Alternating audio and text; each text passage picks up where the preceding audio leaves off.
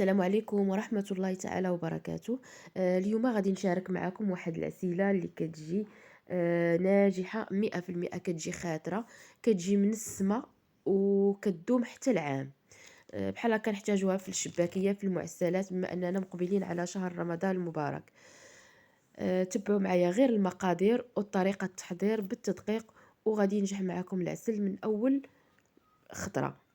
قبل ما نبداو، الا كنتو اول مره كتشوفوا القناه ديالي تنقول لكم اشتركوا وضغطوا على الجرس باش تبقاو توصلوا بالجديد. وإلا عجبكم الفيديو ما تنساوش لي جيم باش بحال هكا الفيديو يوصل للناس ويقدروا يستافدوا منه. على بركه الله غادي ندوزو باش نتعرفوا على المقادير والطريقه ديال التحضير. هنايا عندي غادي ناخذ قالب ديال السكر ديال كيوزن 2 كيلو. تقدروا ديروا 2 كيلو ديال السنيده، ولكن انا كنفضل السكر لانه كيجي احسن. غادي نحتاجو لتر من الماء حامضه. غادي نحتاجو هنايا نجمه اليانسون والمسكه الحره وجوج عويدات ديال القرفه. هنا اول حاجه غادي ندير هو انني غادي ناخذ هاد الماء وغادي نخويه على هذاك القالب ديال السكر. نحاول ندوب السكر. هنايا تقدروا تخويو الماء على السكر وتخليوه يبات ليله كامله حتى كينزل هذاك القالب كامل. ما بغيتوش كتضيفوا المكونات كيف ما غادي نوريكم، وكديروه فوق البوطه على نار مهيله غير شويه ما حدو كيسخن وهو كيدوب. غادي نضيف 2 عويدات ديال القرفه. هنايا نجمه اليانسون كتعطي واحد البنه زوينه. هاد نجمه اليانسون تقدروا تنسموا بواحد الكميميسه ديروا فيها الزعتر واليازير حتى هو كيجي زوين. انا غادي نكتفي غير بهاد المكونات وكيجي رائع. نحاولوا نحيدوا هذاك ال- العظم ديال اولا الزريعه ديال الحامض. صافي، وغادي نخليه انا ينزل ليا السكر القالب حتى يذوب كامل، وغادي نسد عليه ونخليه يطيب. غادي نتلاقاو بعد ما غادي ينزل لينا القالب ديال السكر اولا يذوب لينا هذاك السكر.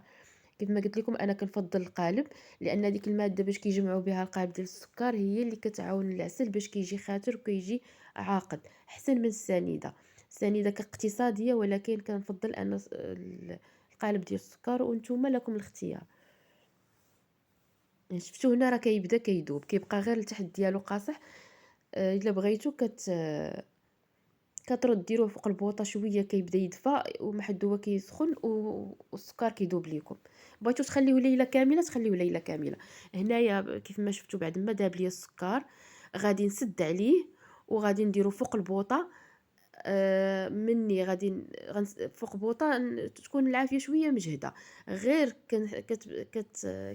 كيبدا يصفر، كنقصوا عليه البوطه على نار مهيله وكنحسبوا ليه 45 دقيقه. صافي وكنطفيو عليه. كيف ما قلت لكم غادي نديروه فوق البوطه، غير كنحسوا به الصفاره بدات كتصفر وكنقصوا عليه. خاصو دار يكون على نار مهيله لمده 45 دقيقه باش هكا تقدروا تتحكموا في العسل ما يجيكمش قاصح بزاف. حتى الا كان خاصو طياب راه غادي نزيدوه الطياب. تبعوا معايا غير المقادير بالتدقيق والمراحل وان شاء الله غادي يكون مزيان. هنا بعد ما دازت 45 دقيقه كيخص هذاك الليمون. هنا راه باقي كيغلي هذاك الليمون الحامض يولي اللون ديالو احمر. هنا كيكون العسل طاب لينا. وباش كنعرفوا مازال زاد طاب لينا كناخذوا واحد طبيصيل. من بعد غادي ناخذ محدو هو باقي كيغلي، ناخذ هذيك المسكه ونرميوها فيه وهو سخون. غير بحال هكاك حبيبات راه هي غادي تذوب. صافي وكناخدو كيف ما قلت لكم واحد الطبيصيل، حيت هو مادام في الكوكوط ما غاديش يبرد دغيا. غادي ناخد شويه واحد 2 معالق اولا 3 نديرهم في طبيصيل وغادي نشوفوا تما غادي يبرد ليا بسرعه. وغادي نشوف الخطوره ديالو.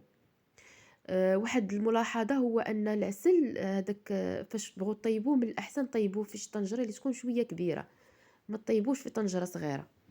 غادي ناخد شوية ديال العسيلة، غادي نحطها في طبيصيل وغادي نخليها تبرد، حيت هنايا غادي تبرد ليا بسرعة، باش نشوف القياس ديال العسل واش خاتر ولا خاصني نزيدو الطياب. انا كان في اغلب الاحيان كتكون هذيك 45 دقيقة كافية. صافي هنايا بعد ما برد ليا تماما، جا هو هذاك في الخطوره ومازال غادي يزيد يبرد وغادي يزيد يختار. انا هنايا خليته نهار كامل حتى برد، بما ان الجو بارد راه برد ليا ومازال محدو كيبرد وهو كيختار. وواحد الملاحظه هو انكم ما تخدموش به مباشره دابا بعد ما وجدتوه، على الاقل خليوه زيدوه واحد النهار.